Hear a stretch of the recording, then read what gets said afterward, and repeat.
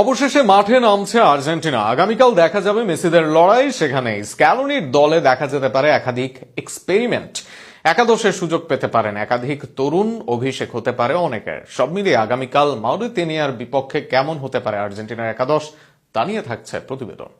Finalissima হতে হতেও হলো না আর্জেন্টিনা দলের জন্য। তাতে আক্ষেপ অবশ্য ছিল আলভিসেলেস্তা ভক্তদের, তবে দুধের স্বাদ ঘোলে মেটেছে। অবশেষে ম্যাচ খেলার জন্য প্রতিপক্ষ পেয়েছে আর্জেন্টিনা দল, যেখানে তারা মাঠে নামবে আফ্রিকান দেশ মাউরিতানিয়ার বিপক্ষে। আফ্রিকান দেশটির বিপক্ষে থাকতে পারে একাধিক পরীক্ষা নিরীক্ষা। গোলবারে এমিলিনো মার্টিনেজ দলের নিয়মিত সদস্য, তবে এমিকে বিশ্রাম দেয়া হতে পারে এই ম্যাচের জন্য, যেখানে সুযোগ পেতে পারেন ব্যাকআপ গোলরক্ষক জিরোনিমো রুল্লি।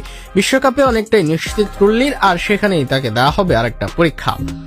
সেন্টার ব্যাক হিসেবে দলে থাকবেন মার্কোস সেন্সে ও নিকোলাস ওটামেন্দি। যদিও ক্রিস্টিয়ান রোমেরোর দলের প্রধান সেন্টার ব্যাক, তবে শুরুর ম্যাচের জন্য বিশ্রামে থাকবেন তিনি। সেখানে শুরুর একাদশে সুযোগ আসতে পারে বোর্নমাউথের সেন্সের। তার সাথে অভিজ্ঞ ওটামেন্দি নিজেকে ঝালিয়ে নেবেন বিশ্বকাপের জন্য। লেফট ব্যাকে সুযোগ পেতে পারেন ভ্যালেন্টাইন বার্কো। বিশ্বকাপের জন্য লেফট ব্যাকে দেখা যেতে পারে তরুণ প্রতিভা ভ্যালেন্টাইন বার্কোলকে। তাকে দীর্ঘমেয়াদী পরিকল্পনায় রাখছে আর্জেন্টিনা টিম ম্যানেজমেন্ট, ফলে এই ম্যাচে তাকে সুযোগ দিয়েই যাচাই করা হতে পারে। অন্যদিকে রাইট ব্যাকে প্রায় নিশ্চিতভাবেই থাকছেন নেহিওয়াল মোলিনা, যিনি ধারাবাহিক পারফরমেন্স দিয়ে আবারও একাদশে নিজের জায়গা শক্ত করেছেন। মিডফিল্ডে স্ক্যালোনি রাখতে পারেন তরুণ অভিজ্ঞতার মিশ্রণ। সেখানে থাকবেন এনজো ফার্নান্দেজ, যার নিয়ন্ত্রণ ও পাসিং পুরো দলের রিদম ঠিক করে। চেলসির হয়ে ফর্ম কাজে লাগাতে চাইবেন তিনি।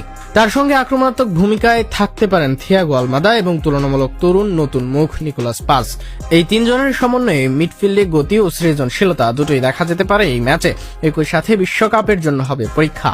আক্রমণ ভাগে বরাবরের মতো নজর থাকবে লিওনেল মেসির দিকে। যদিও ম্যাচটি তুলনামূলক সহজ, তবুও মেসির উপস্থিতি দলের আত্মবিশ্বাস বাড়াবে।